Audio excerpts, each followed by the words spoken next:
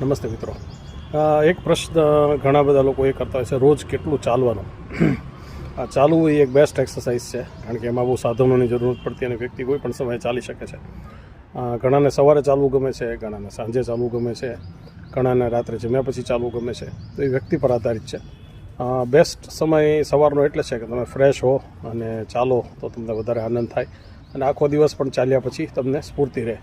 પણ એવું જરૂર નથી. જો તમે સવારે વહેલા ના ઉઠી શકતા હો કે કોઈ કારણસર રાત્રે ઉજાગરા થતા હોય તો તમે સાંજે પણ ચાલી શકો છો. કેટલું ચાલવું જોઈએ? આઈડિયલી જો તમે કિલોમીટરની રીતે વાત કરો તો 3.5 થી 5 કિલોમીટર જો તમે 1 કલાકની અંદર ચાલી શકો તો એક આઈડિયલ સ્પીડ થઈ.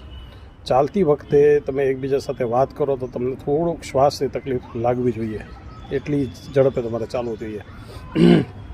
અને જો તમે જે સ્માર્ટ વોચ વાપરતા હો અને જો કેટલા સ્ટેપ્સની ગણતરી કરો તો આશરે 7 થી 10,000 સ્ટેપ્સ રોજના હોવા જોઈએ.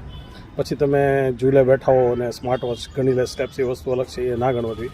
પણ 7,500 થી 10,000 સ્ટેપ્સ રોજના તમે ચાલો. મિનિમમ અઠવાડિયામાં 5 દિવસ, 7 દિવસ કદાચ શક્ય ના હોય તો 7માંથી 5 દિવસ તમે ચાલો, એ ખૂબ જ યોગ્ય છે. હમણાં કેટલાક તારણો જે અભ્યાસના છે એ એવું જણાવે છે કે કંઈ પણ ખાધા પછી જો તમે 15 થી 20 મિનિટ ચાલશો તો તે 1 કલાક આખા દિવસમાં ચાલો એની જેટલો અથવા એની કરતાં વધારે લાભ આપશે. કારણ કે કંઈ પણ વસ્તુ તમે ખાવ એટલે ઇન્સ્યુલિન બને અને હંમેશા ખાધા પછી એક ગ્લુકોઝની પીક આવે. એ પીક છે એ હંમેશા શુગર વધારતી હોય છે. એટલે જો તમે સવારે બ્રેકફાસ્ટ પછી, બપોરે લંચ પછી, રાત્રે ડિનર પછી 20-20 મિનિટ 3 વાર ચાલવાનું રાખો તો આ જે ગ્લુકોઝ વધવાની પીક છે એ ઘણા અંશે ઘટી જશે અને શુગરનું નિયમન ઘણું સરસ રીતે થઈ શકશે. એટલે 20-20 મિનિટ 3 વાર ચાલો કે 1 કલાક 1 વાર ચાલો. ઘણા એમ કહે છે કે હું રોજનું 15-17 કિલોમીટર ચાલું છું.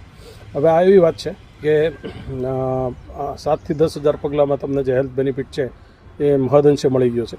એ પછી તમે ગમે એટલું ચાલો, એનો કોઈ ખાસ હેલ્થ બેનિફિટ છે નહીં. તો આટલું ખાસ યાદ રાખીએ અને ખાસ તો ચાલો, કોઈ પણ સમય અગત્યનો નથી, ચાલવું જરૂરી છે. Thank you.